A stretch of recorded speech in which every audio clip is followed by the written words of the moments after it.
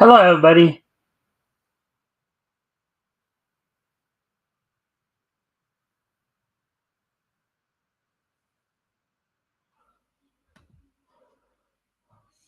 Oh, wait, let me.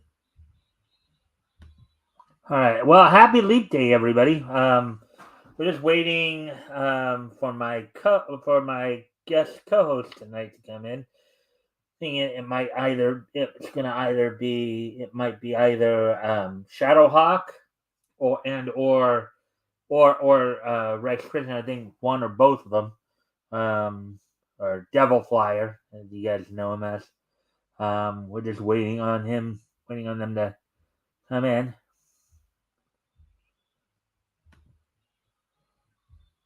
So we're just waiting for them before we get going.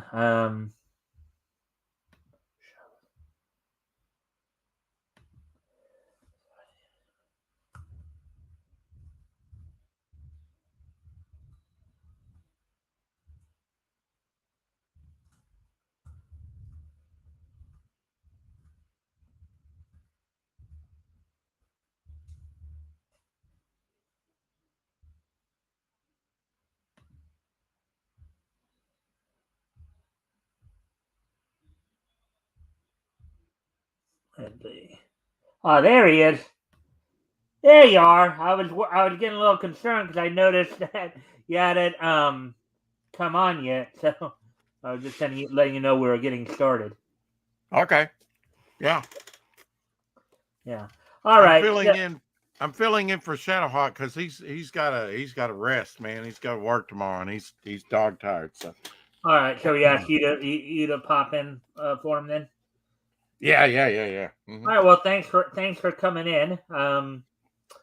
So just kind of give you an idea of what I'm doing here. So I decided to start having co-hosts during my newscast as well, Nope. in the hopes that might help to bring in, if I can also get some help by having you guys also, of course, like and share the stream, see if we can get some more friendly people in here to engage. Figured, and it's been working thus far. As as people have been helping out, we've been getting, our numbers have been starting to come up a bit. So Cool. basically, the general format of these shows is usually I'll go over, an article or two, depending upon what done. And with you here, as we're reading the article, of course, feel free to give any commentary on it, that you may wish to, and then of course, as with many of my shows, you had something Can you wanted I? to. Yeah. Can I show you this? This is a Mikestand exclusive here. Nobody's seen this except Shadowhawk behind the scenes and the people on Twitter. He posted it. Digital coloring over the Acapad's Devil Flyer that he did. Okay. Yeah. Pretty neat, huh? Yeah. Kind of interesting color scheme, kind of the light blue versus the crimson red there. Yeah. Yeah. Kind of like Red Raven, huh? Back in the all red costume of the Golden Age. Yeah. Mike, today this is leap year. This day's not going to Yeah. come This around leap for day. I another know. four And just in years. case I hadn't already, happy leap day to everybody. Yeah. This is the Happy leap leap day. day, and I'm running a special, Mike. So I'd be remiss if I didn't say it. Over on Fund My Comic, the Devil Flyer campaign, you get a free acrylic standee if you back it a second time, whatever. You can get a free Devil Flyer acrylic standee with your purchase today, along with all the tchotchkes. We just unlocked. We're at $2,500 exactly, unless we got a new backer in the last few minutes. The first trading card, the first stretch goal. So everybody will be getting another trading card.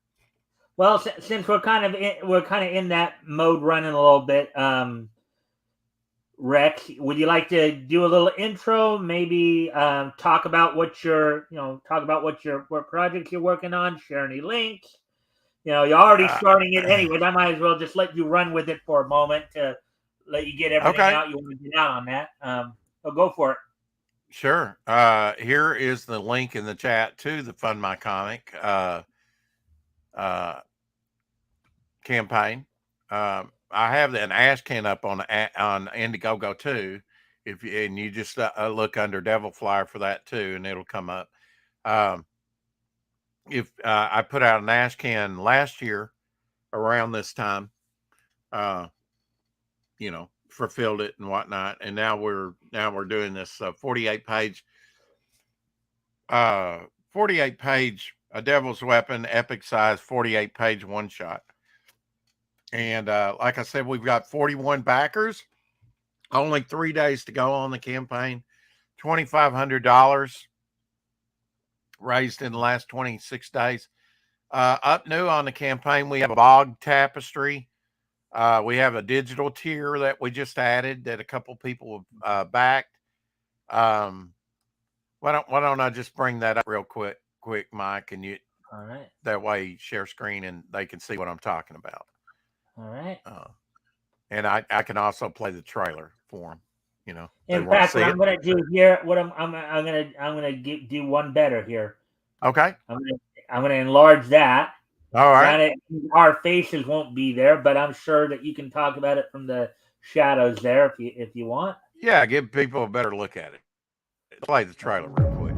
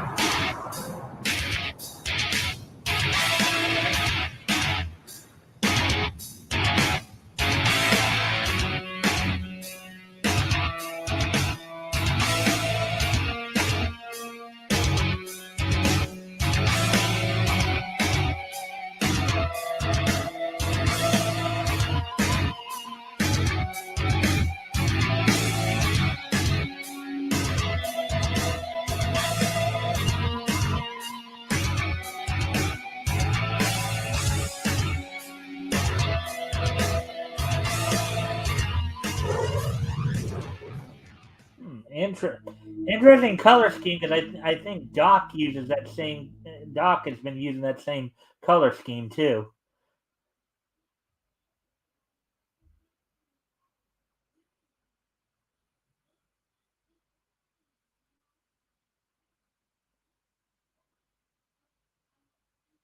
Rex, can you hear me?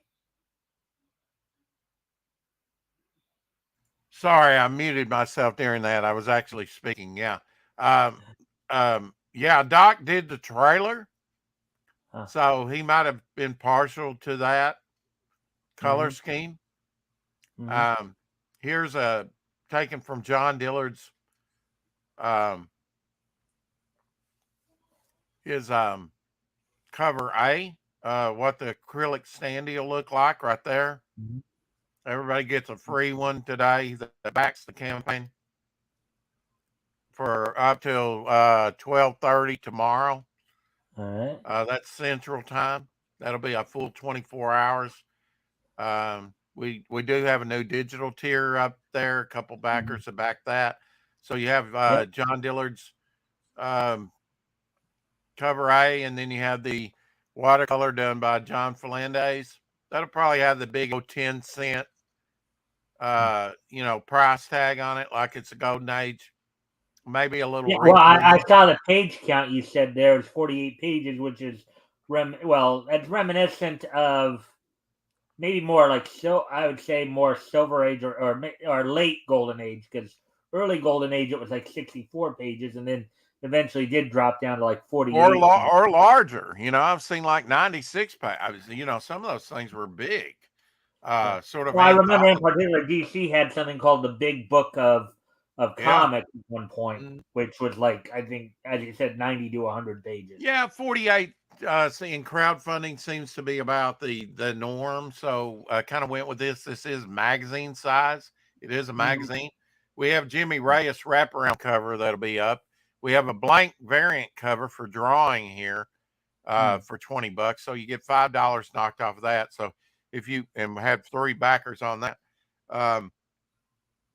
And then we have an artist edition that'll be like this in black and white with the color logo.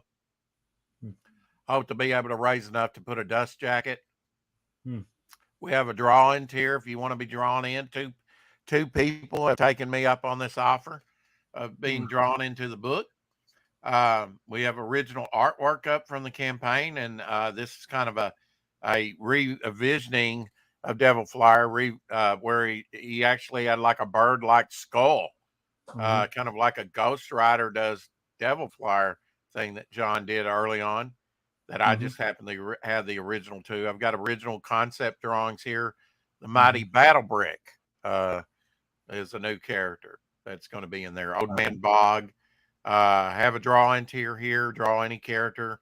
I may be taking this down soon if nobody wants me to draw an 11 by 17 of any character. I may take that down. We're going to have some new bookmarks put up here pretty soon. Hmm. Every backer gets a free 6 a.m. sticker right there. That is. Everybody's going to get a trading card. That's been unlocked, although it says locked. I think he changed that. But then we're going to have a zigzag, sort of my speedster magnet.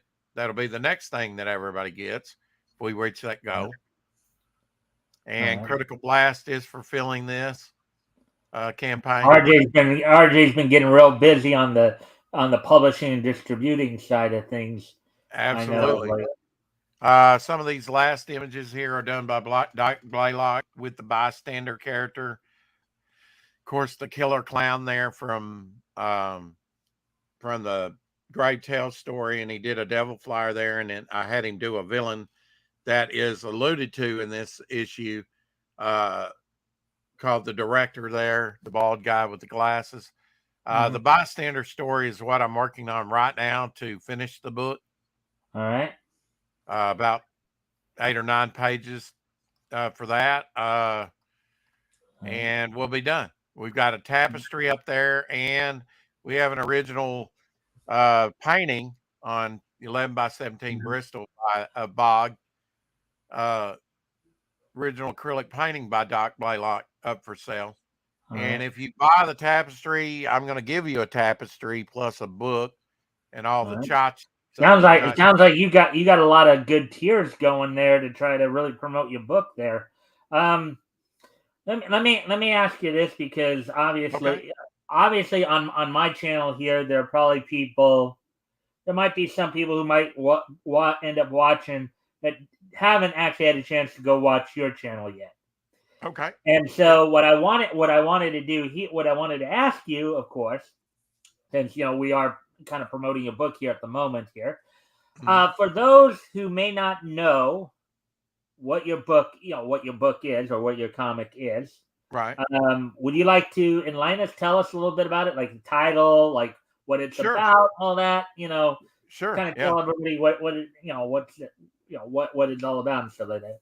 Okay. I did want to say also that Abby, my dog here, she has a tier on there, buy Abby a dog meal. So if you want to just contribute or to tip, you can do that as well.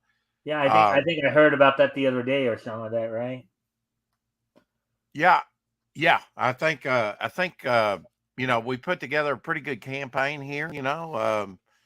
Wanting to see it go higher, and I think if we do that, Mike, that we're going to have larger items to put on that make more money. Like original artwork and stuff like that, and none of it's sold yet. So but then John Dillard's cover that everybody loves was done digitally, so there's not original artwork to that.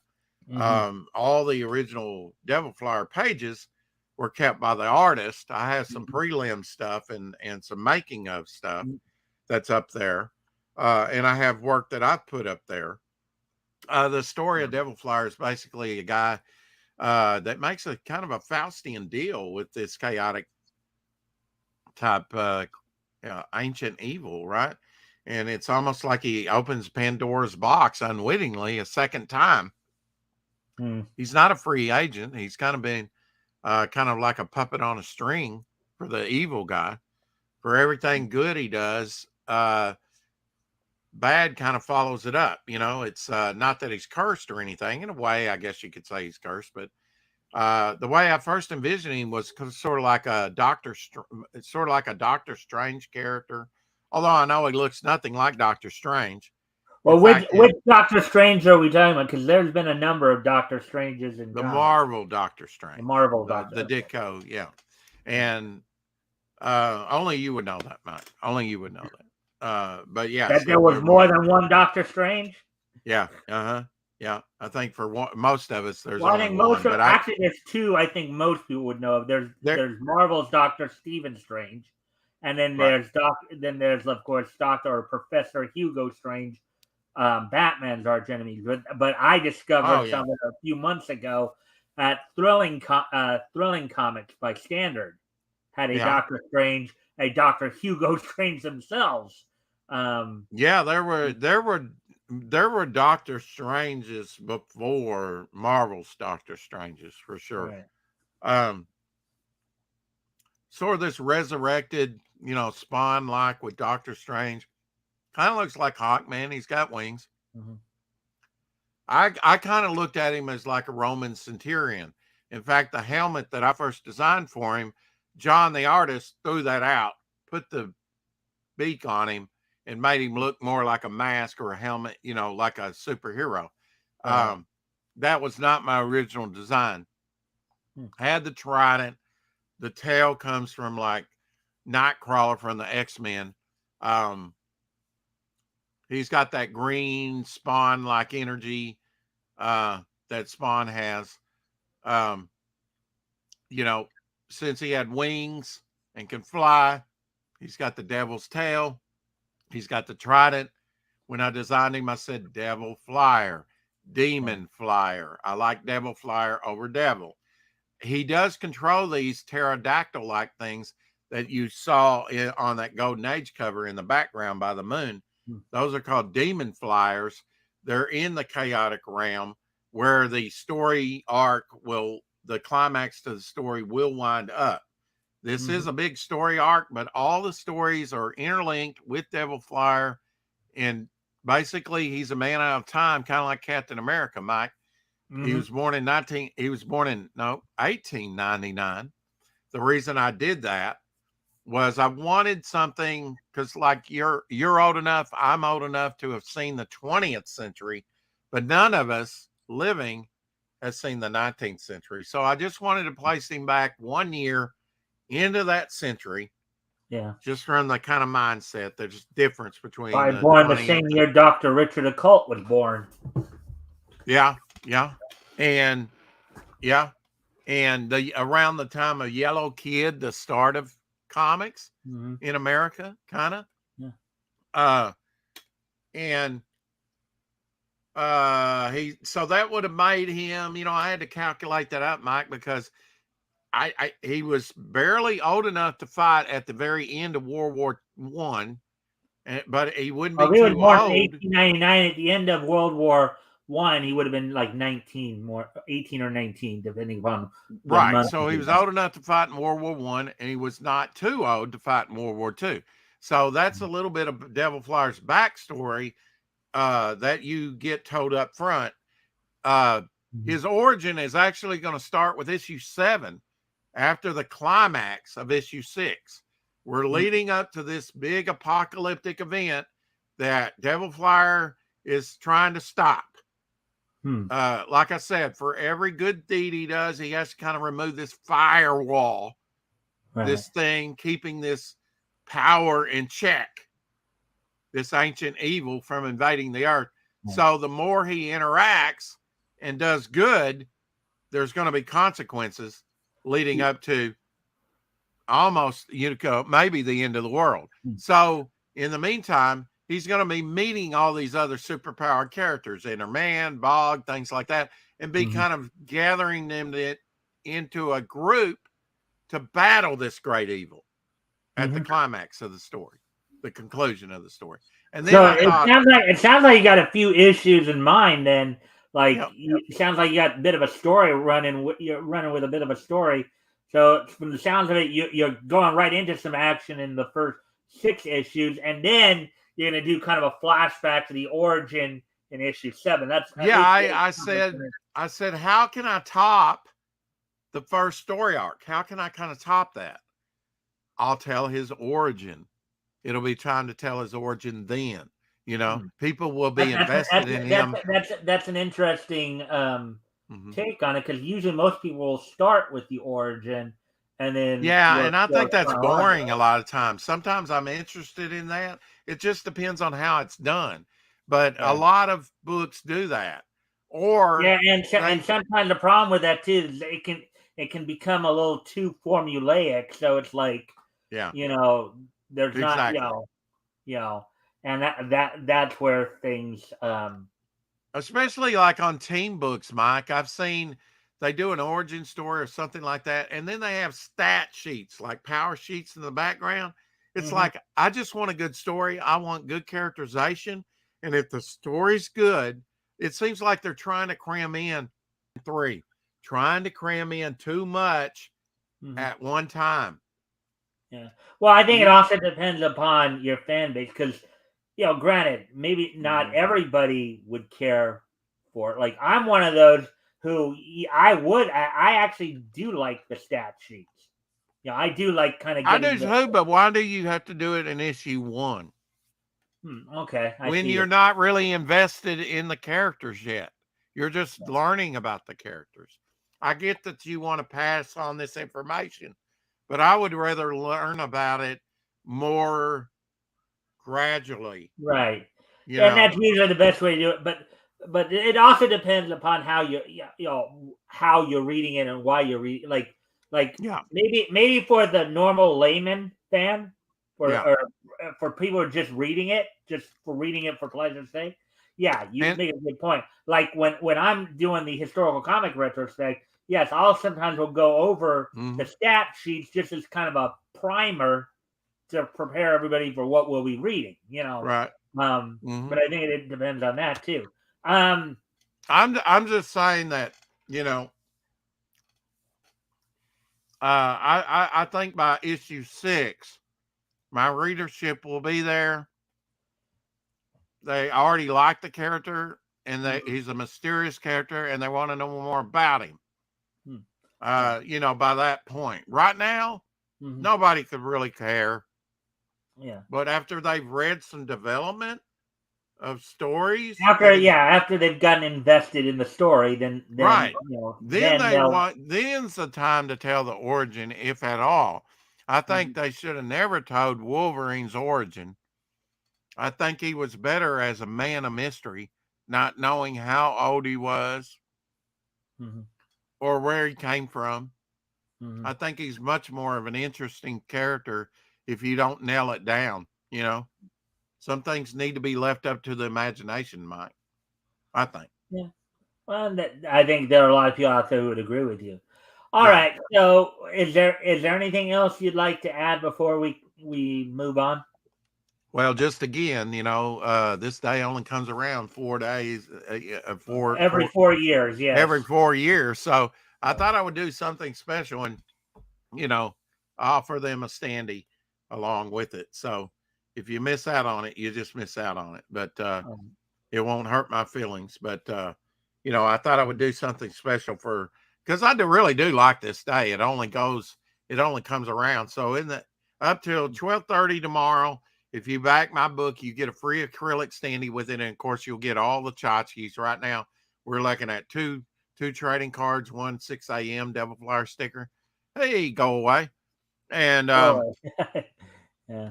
putting up an emoji there of a Yeah. rectangle, Yeah. at least in StreamYard. Welcome to the stream. Go away. Uh-huh. Glad to see you. Just as a quick reminder for everybody, if you haven't, for those who may not have as of yet, if you guys can like and share the stream, see if we can get some more friendly people in here to engage. That would be appreciated. Also, if Yeah. anything we talk about grabs your attention, feel free to comment and/or ask questions, and we will try to answer the questions to the best of our ability. All right. I'm So, told I'm told, Mike, that helps the algorithm more than leaving chats in the chat or hitting the like button. If people will comment either good or bad on the show, that actually helps your show algorithm better. So please leave those yeah, comments. and I've noticed that too. But aside from that, for me, I just like the interaction. I like the the conversing back and forth, the kind of sharing of ideas, sharing and stuff like that, disseminating the information. That's a big thing for me. What was Maybe the top? maybe it's because of my autistic mind. I don't know, but Are you autistic? No. I Tell am me. on the spectrum. Yes, I am. I have been diagnosed as being on the spectrum. I've Okay, basically well, at least you own it. yeah. What's the subject tonight? What are we discussing tonight, Mike? I Okay, came in so here and I blind. was I giving can't you a bit of see. a rundown before we kind of got onto the other thing, but that's cool. That's kind of the way it's supposed to go. So our main attraction, as it were, we're going to be reading the Indie Comic Showcase from Bleeding Fool, Chris Braley's article. As I said, we'll be reading through it, and as I said, if anything grabs your attention, Rex, feel free to comment on it. Of course, I will also be sharing their links as well. As we go along. Go Away says, what is the topic du jour? Yeah. And then, of course, after that, we'll be doing kind of the wrestling wrap up, just going over some of the stuff going on in the world of pro wrestling. Because remember, I go out of the show. Cartoons, manga. Well, you'll want to stick around anyways, because at the very end of the show, I do a This Day in Each History. Got a couple of interesting history segments you might want to catch up on. But anyways, so with all that being said, why don't we go ahead and get to our main attraction here. Shockingly enough, I'm not it. Yeah. Albeit I do well. Oh wait, I forgot to do that, didn't I? All right. Well, let's remedy that. What is scrolling down the screen here? What is that? That's very distracting. What is this? Scroll. What do you mean? Right down there, that banner. All those words that are going by. Oh, that. I put that banner up. It's basically just a printed form of what I say most of the time. Because I've seen other people do it. You know how if you've been on my show a few times, you know how I'll say, I'll ask you one to like and share the stream. Right. Okay. And then the second part of want that? About the comment. It's basically just a printed form of what I say a lot of times. It's you want to get up there? Yeah. You want to get up there with me? Yeah, I'll highlight. If your dog can come up for a moment, I'll highlight you so you can have your. Little... I don't know if she wants to or not. I'll give you a moment. See if she wants to. Does she want to come up and say hi? You want that bread? She wants the bread instead. All right. She wants the pizza crust. Yeah. All right. Well, we try. All right. So, anyways, why don't we get into the Indie Comic Showcase here? Sure. All right. And Rex, as I said, if anything grabs your attention here, just feel free to comment and or ask questions. Okay. And we'll go from there. So, Indie Comic Showcase number 262, Between Demons and Angels, Brood Blood, and Bunny, the Darkborn Rabbit. Article by Chris Braley, published yesterday, the 28th. So, welcome back to another installment of an Indie Comic Showcase, the weekly blog where we single boost a few truly independent comics that are currently crowdfunding their projects, crowdsourcing their funding in some way, or just completely self-publishing on their own. Every little bit of support for these creators matters, from a single $1 pledge to the $25 bundle. And of course, the higher tiers are usually fun too. Even if you can't back a campaign or buy a book, you can share or tweet about these projects to your friends or family, friends and followers. Or, of course, you can always come here every Thursday night and watch the Mikestand, and I go over them too. And also, you can usually tip. I know over on Fund My Comic, where my campaign is, people can tip, and it does help the algorithm. It does help you climb in the status, like keep you on the front page if you kind of tip the platform, on Indiegogo, it kind of puts it in there automatically and you have to disable it. I don't like that, but because they don't really promote you that well, but that's another way you can support, $1 here or $1 there. Yep. Goes a long way. So you want me to read this part? On Indie Comic If Showcase. you want, yeah. I was doing that with Apex last week when he was on, where we just kind of go back and forth. So okay. On Indie Comic Showcase, we interviewed the creators, show off some art, and tell you how you can check out the product for yourself. Below, we have some outstanding crowdfunding campaigns this week for you to learn about, enjoy, and hopefully support by backing one or more of them. Thanks for checking these out and for being the best part of Indie Comic Showcase. Let's jump in. All right. So, Brood Blood Volume 1 by Javen Morris. Now, I like that logo. What was that? I like that logo. Oh. Right there. Nice logo. Brood Blood. Yeah, yeah, you got kind of the old English writing to it. Now, before we get into the interview here, let me just do this real quick. Let's see. Well, this is apparently I think this thing's called portfolio. Now I know you're going to read this, but if somebody wants to go and read it again at their own thing, can you drop the link in the chat? That's exactly what I'm doing. Okay, great. You're on it. What I'm doing now is, of course, I'm grabbing what I do when I do cover these.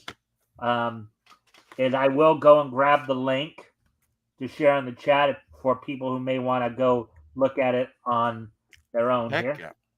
So just watch what I do here, Rex. Oh, I'm amazed. Let's do it. Oh, go away's emoji was a box of popcorn.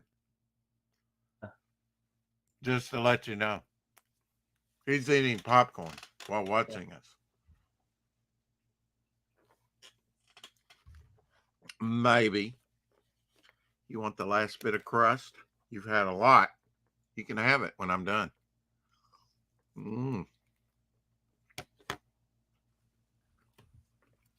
I'm celebrating, Mike, with eating a pizza.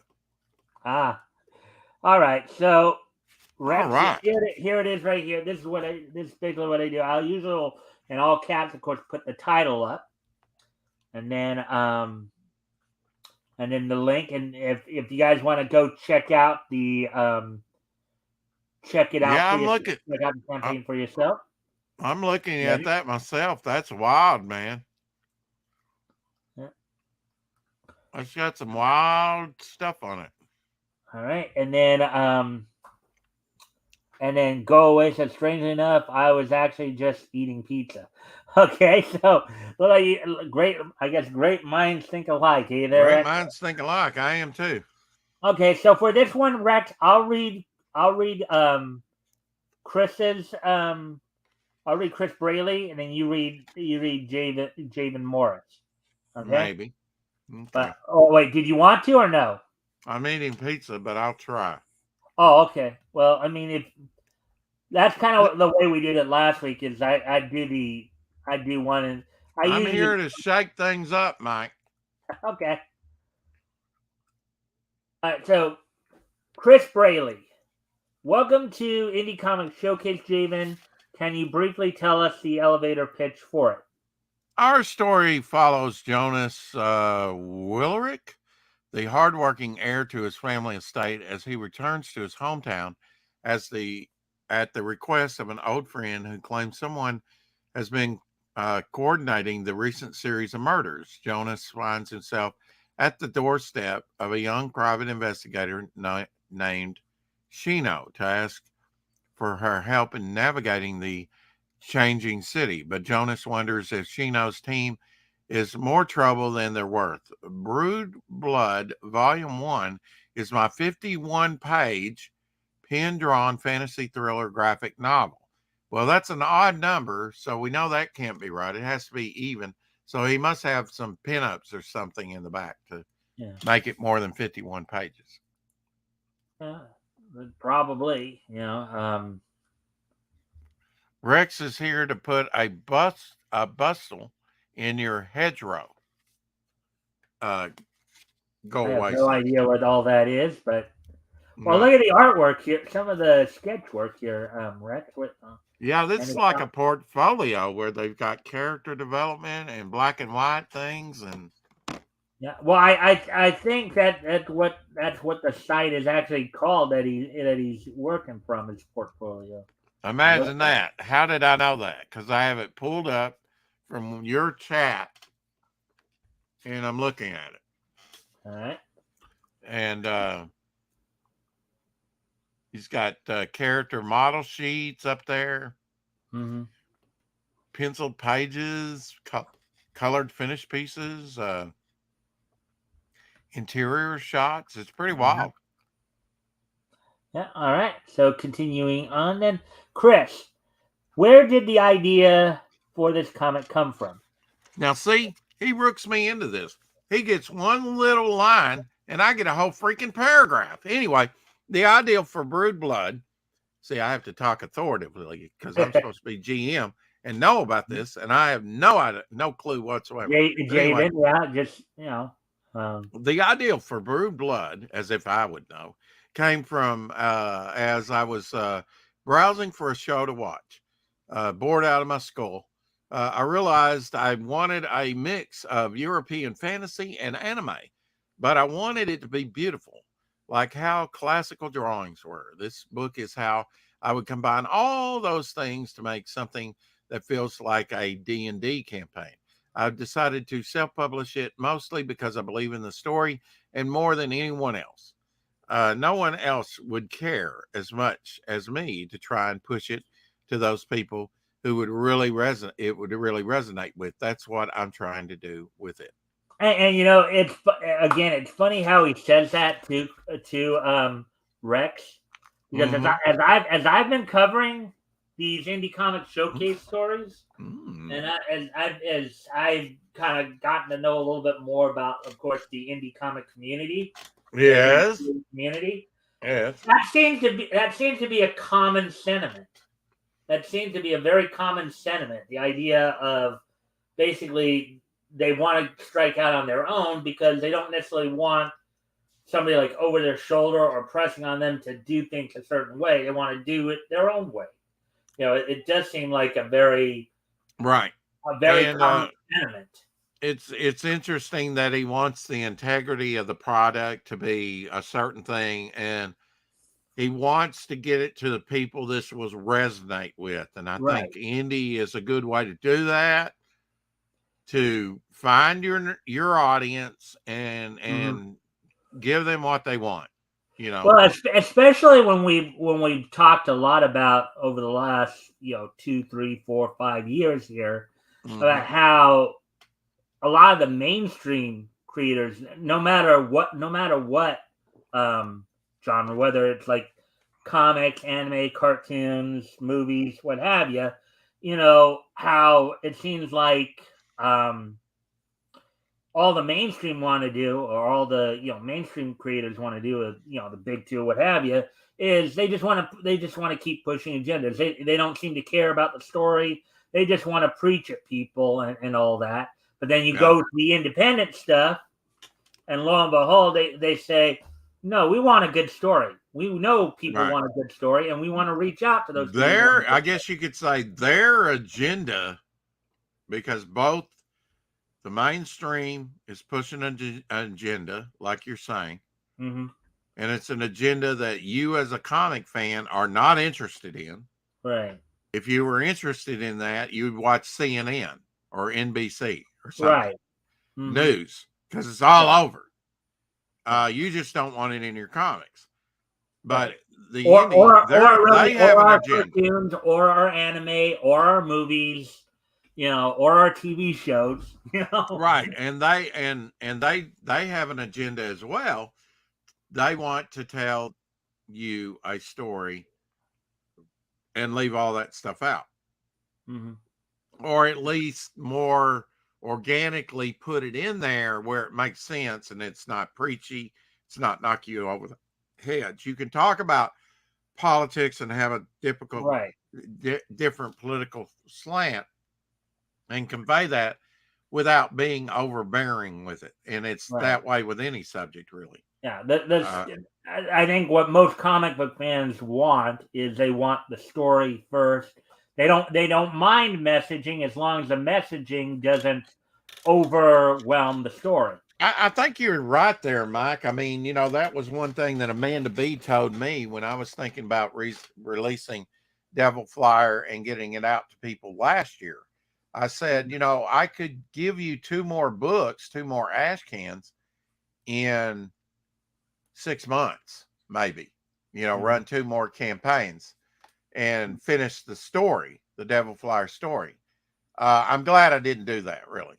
Amanda said something that really stuck with me. We just want a story. Mm-hmm. And I knew what she meant by that. They want a complete story. So it's like, okay, you want a complete story? I'll give you a complete story. It took till March of this year. Well, no, February 3rd, we launched almost a month ago, for me to get that whole story. And it's not fulfilled and in people's hands yet, but still funding. But, yeah, I got what she meant.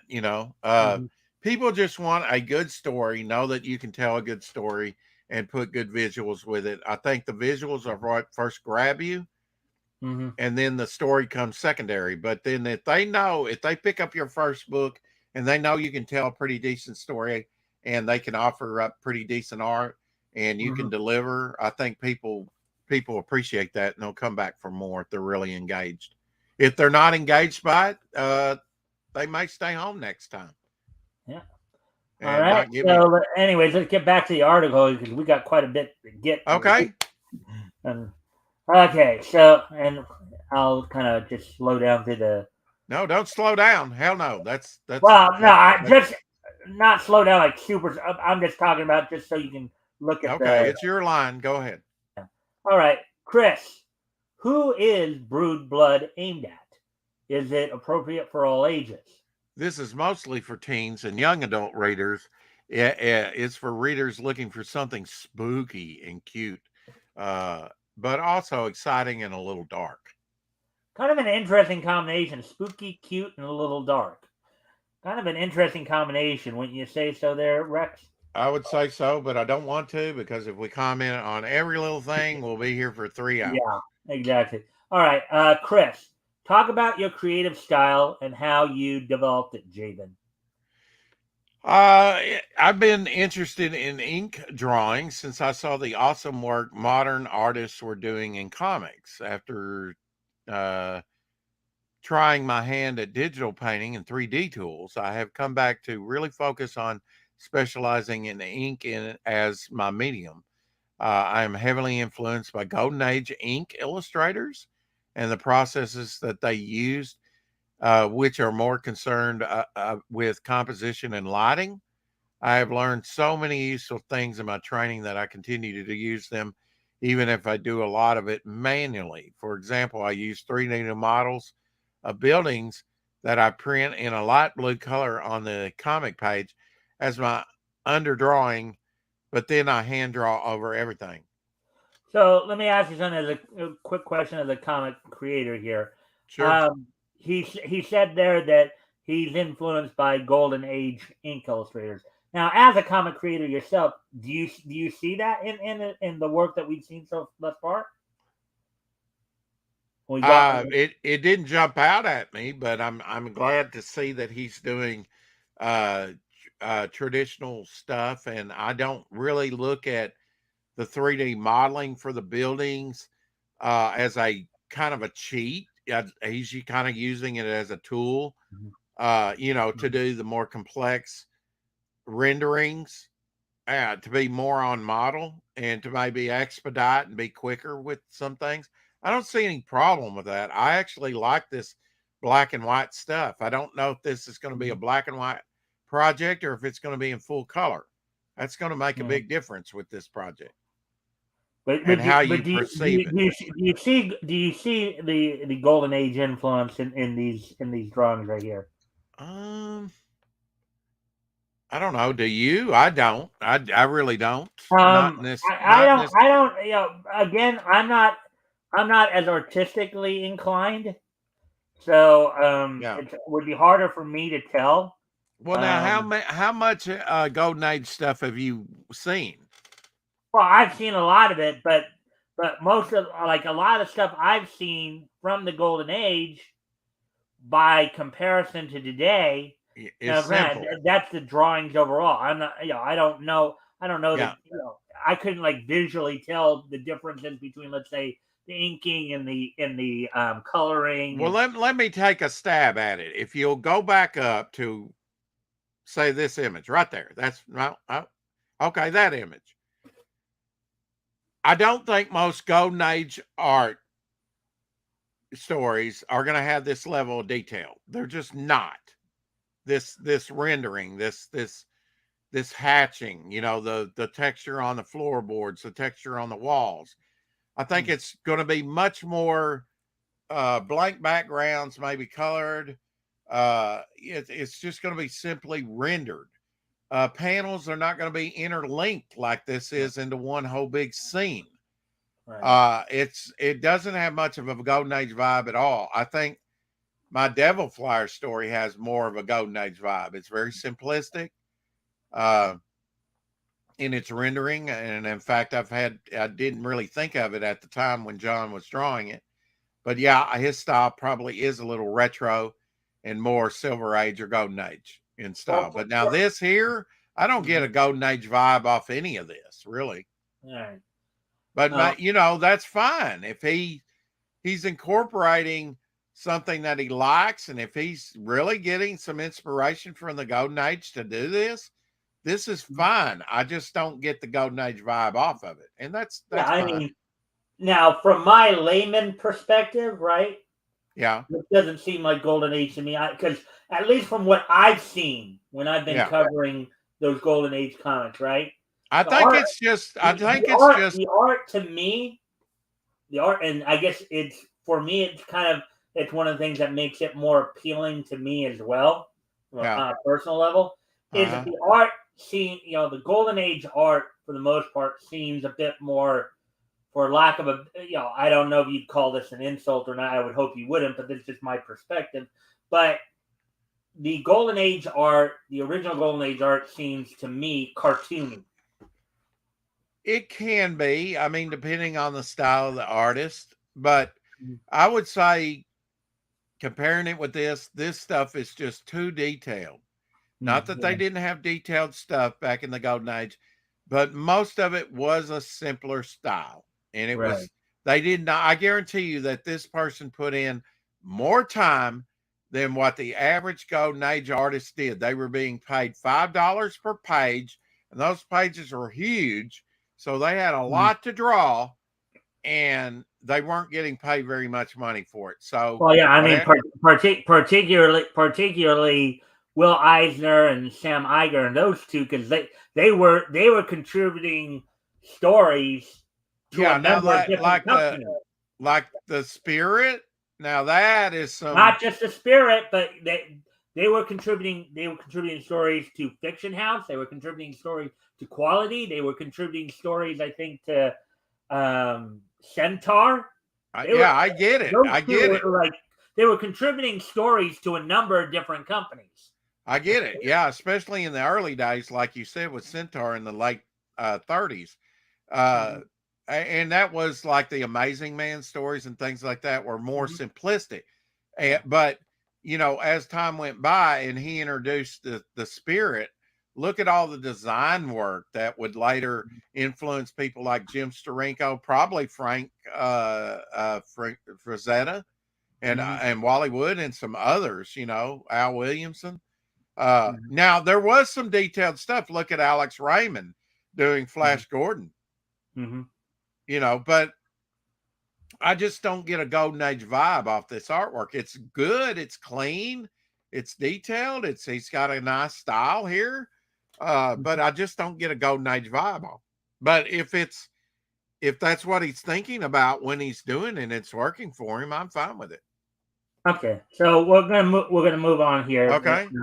So, Chris, How far along is the book? Well, it was almost done, but then we started talking about Golden Age style, and it took forever to get through that last section. So, right now the book is written, but not all the pages are drawn. That is much of what we aim to do with this campaign. All right. See, that's a nice page. I like that. I like this. This is cool stuff. Yeah. Right. Chris, what are your plans beyond this book? Well, this book is probably not going to be sold right. It's probably not going to sell at all. It's probably going to be a disaster. So there probably won't be a second book. So you better hop on this now. This is really just the beginning for us. Brood Blood Volume 1 has 5 volumes. Well, good luck with that one. Plan to complete the main arc. And we have plans for a second arc to continue after that. So we plan to make plenty of content for those who appreciate it. And all the rest of you guys are just left out in the dark. Beyond Brood Blood, I have 2 more stories I'm itching like the crabs down my pants right now to get launched after we are still being developed. Adding your little sideways. Just there. trying to make it fun, Mike. Yeah. Chris, any special features in this project that you'd like to mention? Well, just a moment. I'm still scratching. Anyway, we have some really cool things coming with this project, including a variant cover gallery drawn by several guest artists whose work is really great. The rewards we have set up will include the opportunity to be, quote, cast as an extra in the book, sort of a drawn in tier, I guess, which should be really fun. And we will have plenty of prints. All right. I think the way this guy speaks does not really endure him as a storyteller to me. But anyway. Chris, before we sign off, would you like to share anything else with our readers? Absolutely. Go back Devil Flyer today and get a free acrylic standee. I am just so grateful for everyone who's showing support for this project. And I'm excited to spread the gospel, the good word about it. It truly is a dream come true to get to this point, and I hope to share that with as many people as possible. Go back Devil Flyer today. Chris, good luck with the campaign, Javen, and then the link. So the next book here will be Bunny, the Darkborn Rabbit by Jens Richard. Bidet? Bunny, B-U-N. Like a commode, bidet? No, it's Bunny. Oh, Bidet. I think it's a slightly different way of spelling bunny, but I say Bunny because of the. Well, you got some interest. Yeah, this might have a little chibiness to it, but I like the cover. And this one's actually on Fund My Comic. Jens Richards got okay. On Fund My Comic right Well, here. I'll have to check this out then. All right, so let me grab. I wonder if they have a trailer. Well, I guess you can go and find out. But let me first off, of course, get the thing here. Bunny, the Darkborn Rabbit. Huh.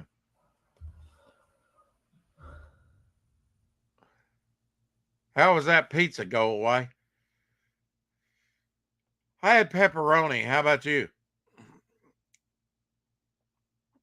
Brood Blood was an interesting title. I will say that. Brood Blood. Well, you probably have the link to it. If you copied it, then you can go. I did. You can probably go investigate a little bit more. All right, so I think I've seen enough of it. All right, so here's the link if you want to go check this one out. This one's a Fun My Comic project. Benet the Darkborn Rabbit by Jens Richard. There we go with that one. All right. Up on Fun My Comic. Mm-hmm. So $51, two backers, and it does have a trailer. Do you want me to share screen so we can watch the trailer? I'm sure if you got it up, I guess we can All do right. that. All right, so let me just move that for a moment, and that was Okay. this. There we go. And we'll just play the trailer then. Welcome to the story of Bunny, a classic tale Funny. about Okay. good and evil, where the rabbits are good and the goblins are bad. Or is it?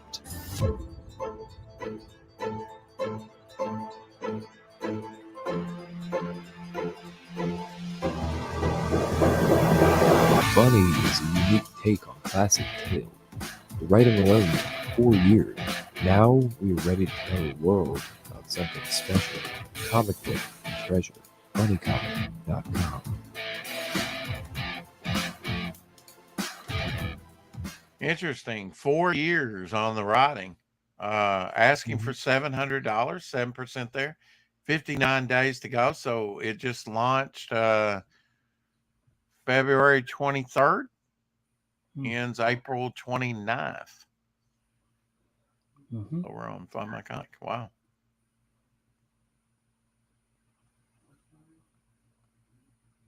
Okay, and we'll go through the interview here. We'll try to go through the interview a little quicker this time. You know, Okay. Okay. um, You like the artwork on this one? huh? You like the artwork on this one? Yeah, there's a lot of bright artwork here. I mean, Yeah. it does look interesting. It, like does look like it's quite engaging. Because of the color schemes and all that. Yeah. It's definitely digitally colored, you know. Hmm. Yeah. All right, let me take this down and we'll bring the article back up and we'll read through that. We'll speed read through that. How about that? Yeah. Okay. I can't speed read, but you know. Chris Braley, welcome to Indie Comics Showcase Gens. What's the elevator pitch for your bunny? Tell me a little bit about your protagonist.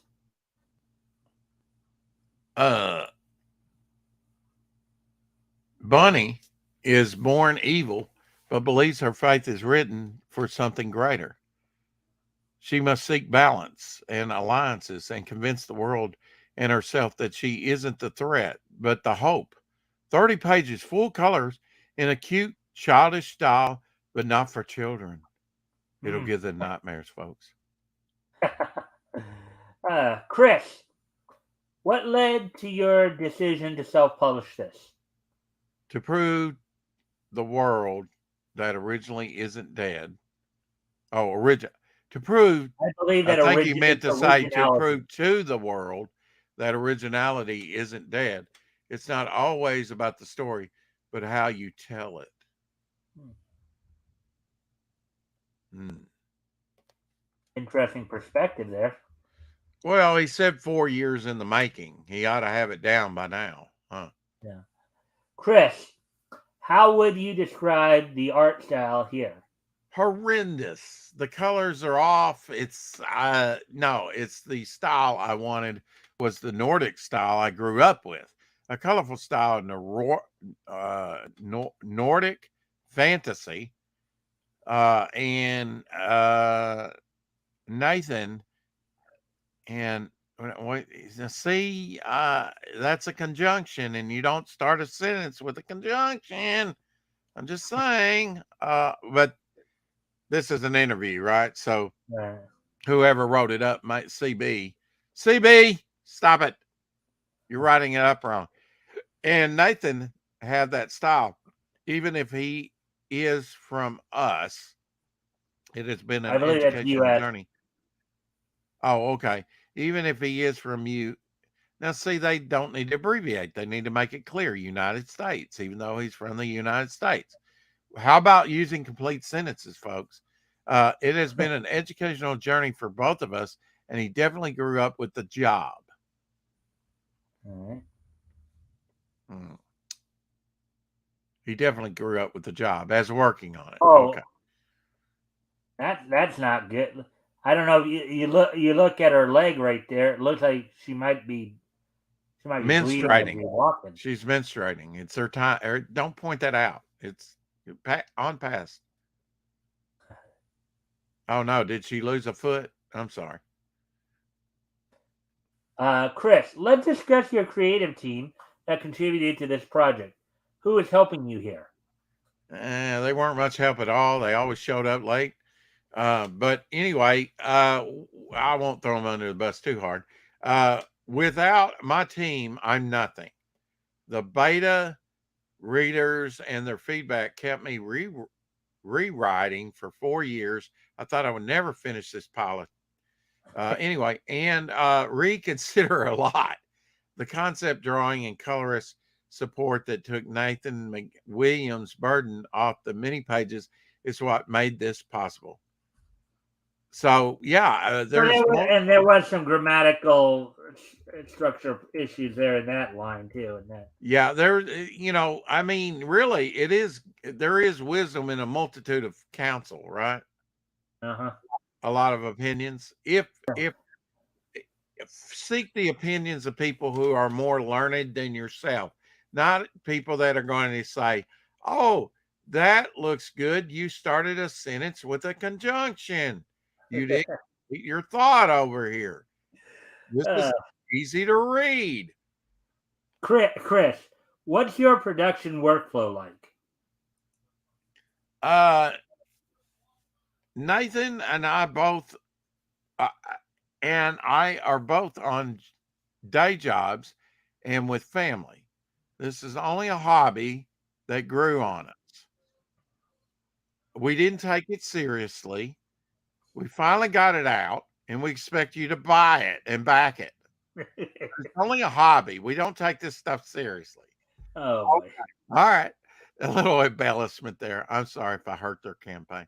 We communicate and are transparent and are honest. Breaks were necessary, and so was pushing forward. Well, that's good. Persevere. The first book of what we aim to be of 7 is totally done. Total done. Now, see, it should be totally done. Right. Maybe this is the interviewer not transcribing, so I can't blame him. Now comes the editing, and boy, do we need one.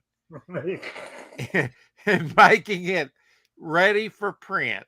And while you're at it, why don't you go back, Devil Flyer, and get a free acrylic standee? Okay. Chris, what have you been learning from self-publishing through this process?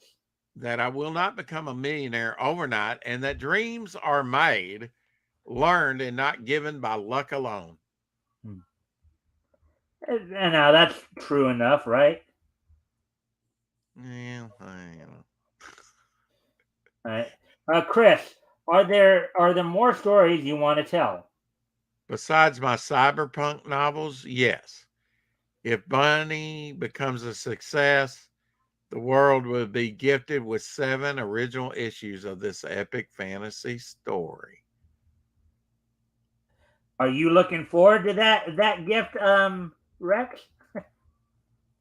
Nah, it's a stinker. Chris, it looks fun. Anything else you would like to share with our readers before we sign off? Absolutely. Go over on this same website to Devil Flyer and check out that campaign. It's awesome. You want an epic story? He has it. You don't have to be big to be successful. That's true. You just need the right people who appreciate your work and treasure them. Well said. Chris says, well said. Excelsior! All right. So, Between Demons and Angels by Kurt Parker. Let me go grab that link. And we'll get into the interview here. And it's another Fund My Comic project. Oh. Well, I do know that Chris Braley does have connections to Luke Stone. I know that, I know that they do know each other. I know they've both been on RJ's show. Well, the good thing about the platform is they've got, you know, they have all types of projects over there, you know, books, from children's books to, you know, It's a Lemon's got one up called The Last Dodo up there, which is a children's book. So it's not just all comics. And the comics that they do have are not just superhero or fantasy or horror. They have quite a variety up over there. All right, Let's check this out. Here's this last book we're gonna be focusing on here. The last one. Yeah, well, he does 3. Chris will usually do 3 interviews to post them up here. Okay. Between Demons and Angels, and there's the link if you guys want to go check that out. I've got it. If you want to see the trailer, they do have a trailer. All right. Well, why don't you go ahead and share that then, and we will bring that up. There we go. And I will enlarge it so that we can really highlight it as soon as I can hit the right button. There's the second chance.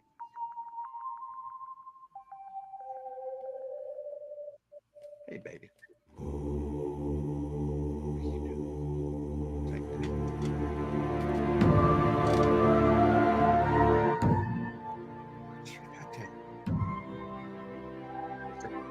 Good.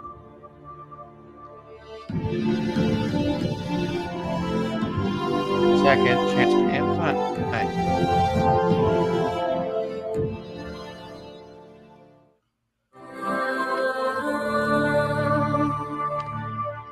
Uncensored.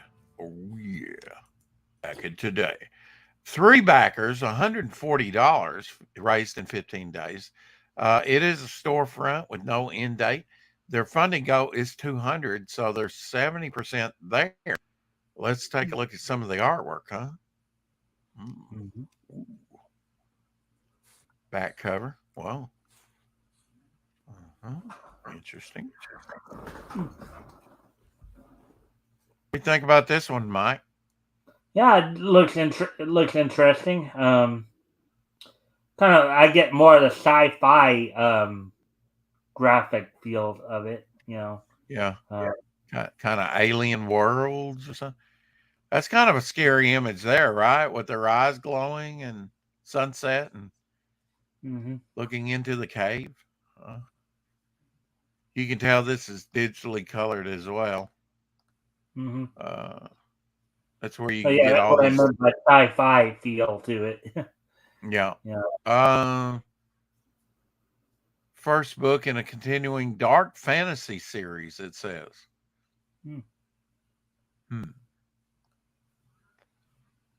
Kurt Parker is an independent writer and illustrator and creator of the graphic novel Between Demons and Angels, published by Acidic LLC. A group of angelic warriors have been dispatched to Earth to locate and destroy demonic agents hiding within the corrupt ruling elite. He's out of Raleigh, North Carolina. It is a second chance campaign. So I guess this ran up on like either Kickstarter or maybe Indiegogo before this. Yeah. Interesting. All right. So yeah, let's get to the interview now. All right. Oh joy. Can't wait to the wrestling segment. What are you doing? Here. Between Demons and Angels by Kurt Parker. Jump up. All right. So Chris Braley.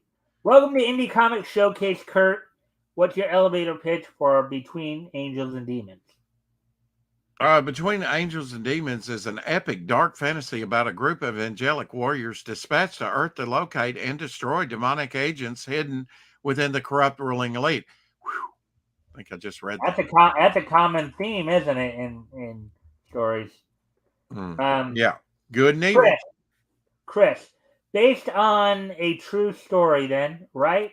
Joking aside, where did the idea for this comic come from? The Bible. Yeah. Oh, The ideal came from a need to reveal the darker side of a fantasy world. I decided to self-publish the first book of my series so I could have total control of the story, content, editing, and eventually publishing and distribution. Good luck with that.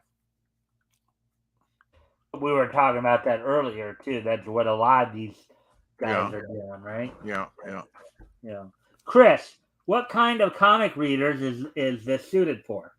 Between Demons and Angels is best suited for adults. I would recommend 18 and older due to the graphic nature and adult themes of the overall story.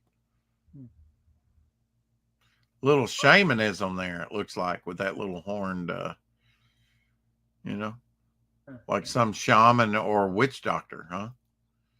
Maybe. Chris, do you have a creative team helping on this project, or are you a one-man band? I'm a one-man band. I did have a team, but I ran them off. They wanted more donuts at dinner time. And more coffee all the time, and I just couldn't do it. I was at this time I am alone. See there, told you, the untold story. I am the creative team. I have a unique style that developed for years of illustration and design and freelance work, gaming, photography, and film. I combine old school methods of pencils and ink with digital coloring and editing. The benefit is having complete control and what I decide to create and publish. The challenge, however, is the time involved with creating such a series. Absolutely. Yeah. Chris, the book is finished, right? This is a new campaign for it, though. Is that accurate? Yes, this particular book is complete. My first campaign in September of 2023 launched Between Demons and Angels Volume 1, and this current campaign is simply a second chance campaign. So no need to bother with it. It's only a second chance. So, probably won't do much biz over here. So, but we'll throw it up here anyway. Really, way to really sell it, guys. This current campaign is simply a need to know basis. Okay. Second chance campaign to expose the book to new potential readers.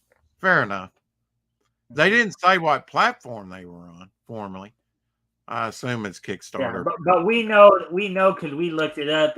They're on Fund My Comic. It is now. Yeah, second chance. Yeah. So Chris then asked, what have you been learning from self-publishing through this process?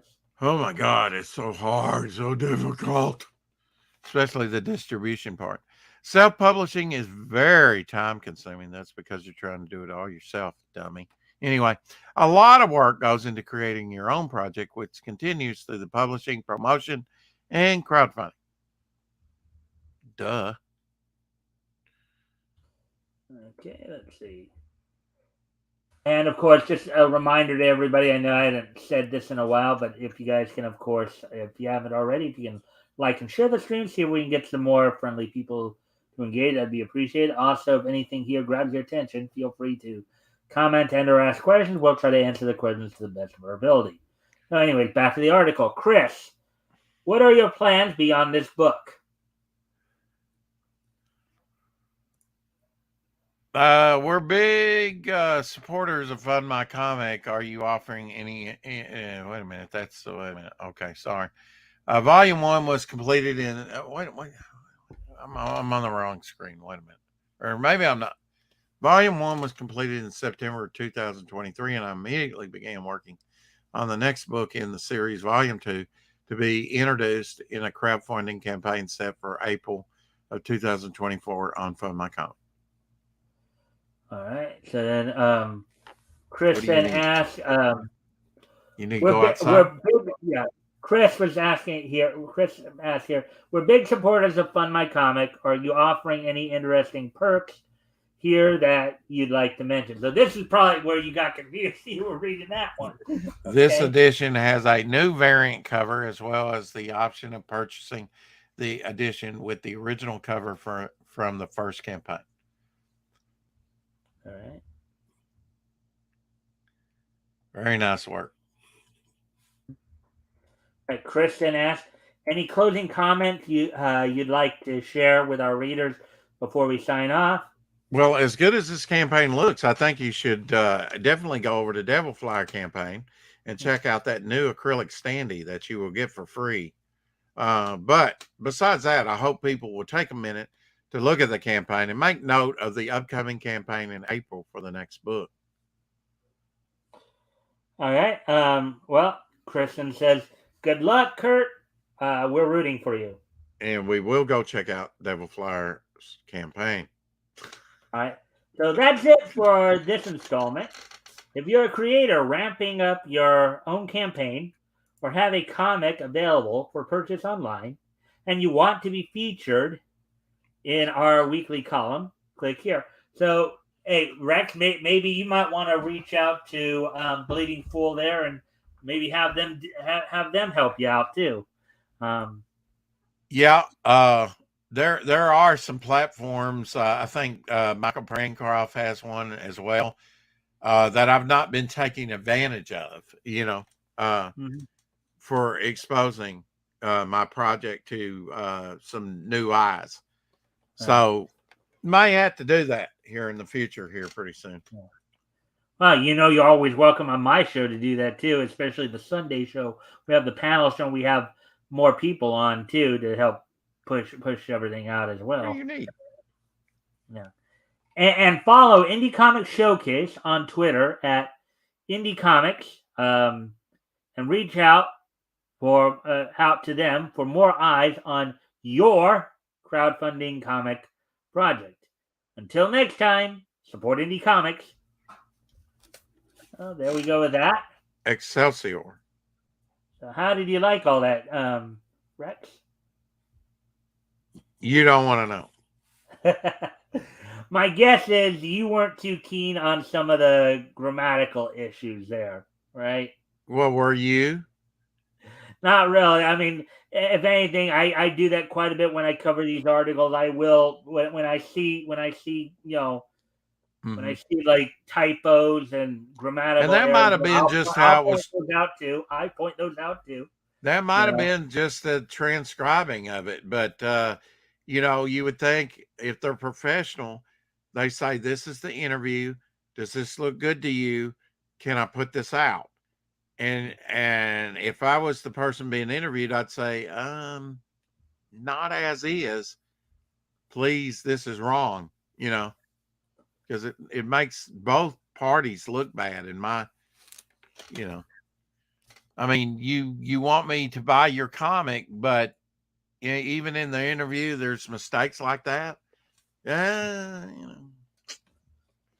Just saying. All right. So anyways, we're going to move on now to the wrestling wrap up here. And Mike, while you start this, I will be right back, but I want to make sure she's okay and doesn't pee in the floor. Right. So let me let her out and I'll be right back. All right. So first off, as we go through some WWE news, of course, couple of things. So there's been talk that they recently signed Tama Tonga, who's formerly a part of New Japan. As his contract came up, it's now been reported that he may have already signed with the WWE. Tama Tonga is the son of the wrestler everybody knew as Haku or Meng. They're looking possibly at a possibility of him possibly becoming part of the story, the Bloodline storyline. So stay tuned for that. Also, in other WWF, WWE news, former WWF superstar Billy Jack Haynes was recently arrested for the murder of his wife. So last week, Portland police were called to his home when neighbors had called them on, after hearing some shooting going on. So he was after being taken to a hospital, he was recently arrested for a second degree murder and unlawful use of a weapon. So So that's all the WWE news we have for you. So moving on to AEW, as on last night, as we have the Go Home Dynamite last night, heading into this weekend's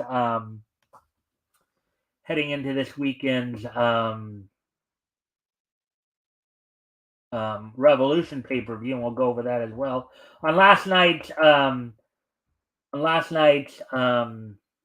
Dynamite, the night opened up with a 6-man tag match between the Blackpool Combat Club members of Bryan Danielson, Claudio Castagnoli, and John Moxley, taking on Eddie Kingston and FTR, in which the Blackpool Combat Club won the match by a referee's decision, leading into their upcoming matches at Revolution. Also, Orange Cassidy successfully defended the international title over Nick Wayne of the Patriarchy. Sky Blue defeated former TBS champion Chris Statlander, and Chris Jericho defeated Atlantis Jr. And also, Sting made his final Dynamite appearance last night, heading into his retirement match at this Sunday's Revolution, in which he, with Ric Flair's help, he and Darby Allin got the best of their upcoming opponents on Sunday, the Young Bucks, the EVPs, as it were. And speaking of that, of course, heading into this Sunday's pay-per-view, Revolution pay-per-view, and I'll talk about that in a quick moment here since I pull that up. On this Sunday, March the 3rd, on that particular pay-per-view, the Revolution pay-per-view, here's what they have for you. The main event we'll see in a tornado tag team match, Darby Allin and Sting, who are the current AEW World Tag Team Champions, will be defending the title against the Young Bucks, Matthew and Nicholas Jackson, in what it will be Sting's final match. The AEW World title will be defended in a triple threat match, in a 3-way match. And Samoa Joe, the current AEW World Champion, will defend against Hangman Adam Page and Swerve Strickland, in which Page has in which you had a double turn occur on last night's Dynamite, which is when a face turns heel at the same time that a heel turns face. Orange Cassidy defends the international title against Roderick Strong of the Undisputed Kingdom. For the AEW Women's World title, you have Toni Storm defending against Deonna Purrazzo. In a match for the AEW Triple Crown, which is comprised of the AEW Continental title, New Japan Strong Openweight title, and Ring of Honor World title, champion Eddie Kingston defends the title against Bryan Danielson. In a battle of stablemates, and 2 members of the Don Callis family, Konosuke Takeshita will be taking on his Don Callis family teammate Will Ospreay. For the AEW TNT title, Christian Cage defends against Daniel Garcia. FTR of Dax Harwood and Cash Wheeler take on the team representing Blackpool Combat Club of Claudio Castagnoli and John Moxley. And an all-star 8-man scramble match. 6 of the 8 members have already been. Originally, this was going to be a Meat Monsters match, but they decided to change it to an all-star 8-man scramble match. Already signed up for that all-star 8-man scramble match are Chris Jericho, Lance Archer, Brian Cage, Powerhouse Hobbs, Wardlow, and Hook, with 2 more names to be added to that list. Originally, this was going to be a Meat Monsters match. I have no idea what that match would have been. Between, aside from the fact that all the members involved in the original match were all pretty big guys in terms of Lance Archer, Powerhouse Hobbs, and Wardlow.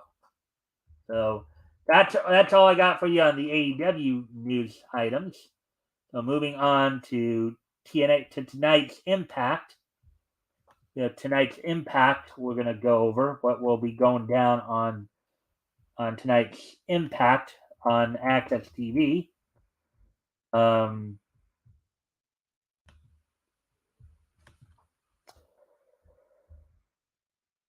yeah, actually.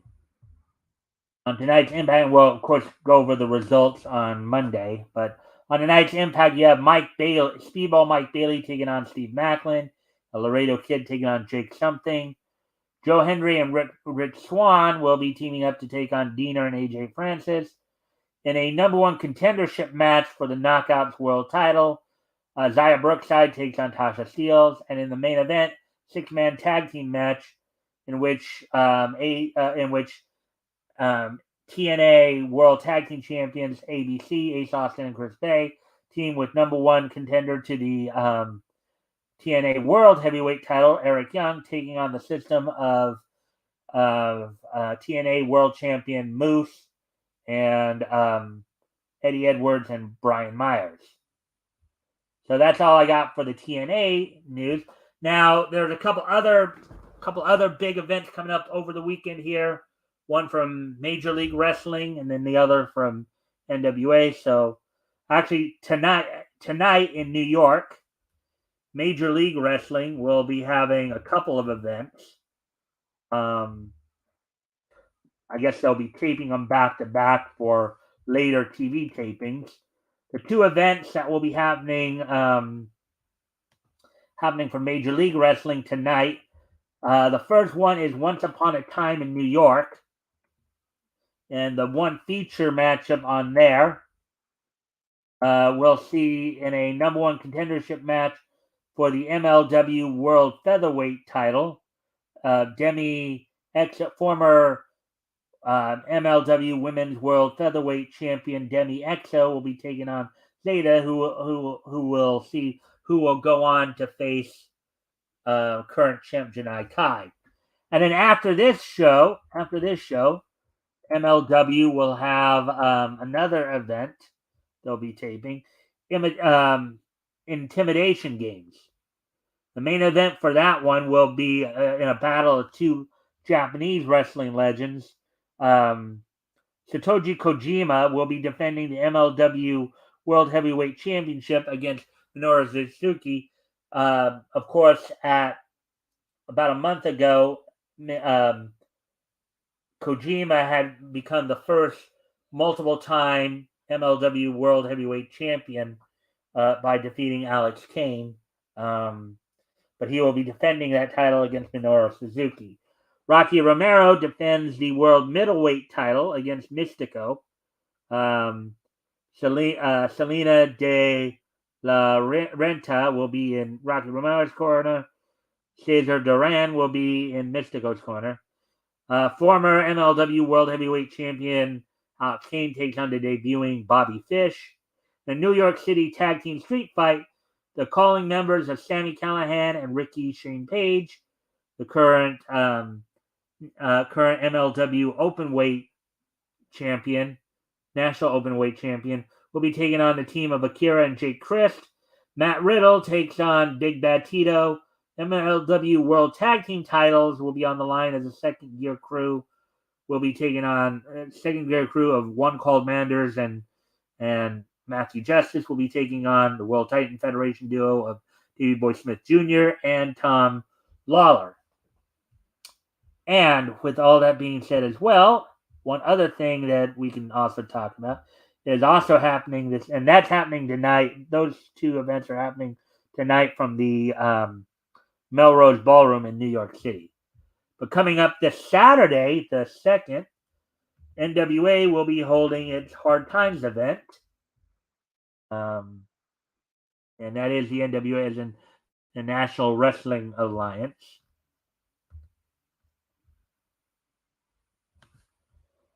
Of course, the organization now run by Smashing Pumpkins lead man, frontman Billy Corgan.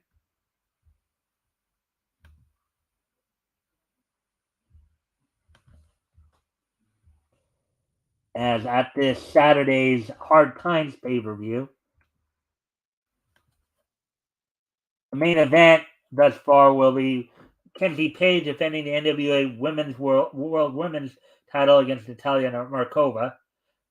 Mike Knox and Trevor Murdoch will be taking on two members of the Southern Six of Kerry Morton and Taylor, and then in the opening matchup thus far, in a female women's tag team match, La Rosa Negra and Ruthie J will be taking on Reika Tehaka and Tiffany Nieves. So that's all we got for you on the wrestling wrap up. Just some upcoming, and of course we'll have the results for all of those events this Monday as part of our newscast. And hello Rick, how you doing, my friend? Hey all, and then hey Cross. Yep. All right, so as of now, it's time to wind things down a bit. What we're going to do, of course, today is, as everybody knows, it's Leap Day today. Happy Leap Day to everybody. So on this last day of February here in 2024, February 29th, 2024, let's take a look back at this day in Nietzsche history. History! So, anyways, first off, we're going to actually go back 100 years ago. As on this date, 100 years ago today, we only have two items, by the way, just for this day in Nietzsche history, which shouldn't surprise anybody, considering not as many days pop up as much. So on this date, 100 years ago today, and I didn't even realize I still had that up like that. Pat Sullivan cartoon Felix Tries to Rest premiered in movie theaters on this date back in 1924, 100 years ago today. So the synopsis of the story was, while a watchdog is away chasing a tramp, Felix tries to catch a nap in the dog's kennel. Now, these are the old silent Felix the Cat cartoons we're talking about, originally created, of course, by Pat Sullivan. However, he winds up getting abused by the tramp, getting kicked into the air by an angry donkey, grabbed by a passing bird, and finally dumped into a pig pen. Now, of course, they had to do this detail because this was still during the time of the silent cartoons. So on this date, 100 years ago today, Pat Sullivan cartoons, Felix Tries to Rest, Felix the Cat cartoon, premiered in movie theaters. Sorry, I missed it. Well, that was, I think, long before any of our times, Rex. So. Yes. Now, moving ahead to 80 years ago today, 1944, on this date in 1944, on this date in 1944, the 30th issue of Looney Tunes and Merry Melodies comics went on sale on newsstands on this date back in 1944. It was published, of course, by Dell Comics. Dell Comics, the 30th issue of Looney Tunes and Merry Melodies comics from Dell Comics, on sale on this date back in 1944, 80 years ago today. I have several of that title, but I don't have that one. That's an early issue. Yeah. So, and it sold for 10 cents and was what we were talking about earlier, the 48 pages, right? Yeah, and was this a 48 pager here? Yeah, this apparently, according to this, it was a 48 pager. Well, there you go. It ran for 246 issues overall from 1941 to 1962. So there we go. So with that, I thank everybody for being here tonight. Hope everybody enjoyed the show. Rex, did you enjoy yourself tonight? Yeah, I got some pizza. I ate some chips. I got to shield my book. I got to have a fun time with you. What else could a guy want? All right. So before we sign off, of course, would you like to do basically stuff you talked about earlier? Share any links, anything like that? You want to do any outros before we sign off here? just going to drop the link to my campaign again over on Fund My Comic. Mine's not the only project. We went through 3 tonight besides Devil Flyer. Yeah, that's And pretty much it, man.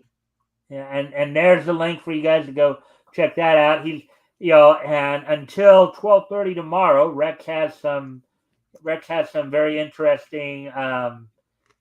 I don't know if you want to call them add-on specials, what have you, that you might Free want to go acrylic check out. standee with your book. That ain't, that's pretty good, actually.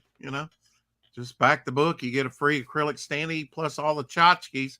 Probably a couple of trading cards at this point, 6 a.m. sticker, and a free head sketch, of a character.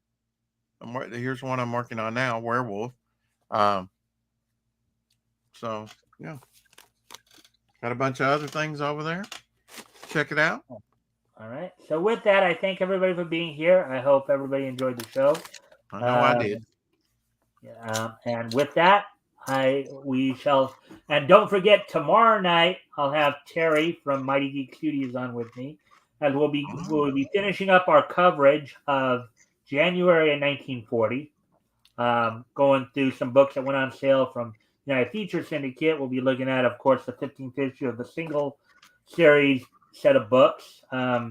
Granted, we won't be able to read anything, but we'll at least be summarizing it. We'll also be reading some stuff from like Tip Top Comics and Comics on Parade, just so we can get some reading stuff in there. So, might want Rex. Hopefully, you might want to come back and check that out when we're going over that stuff tomorrow night. So, with that, thank everybody for being here, and I thank you again, Rex, for joining me tonight.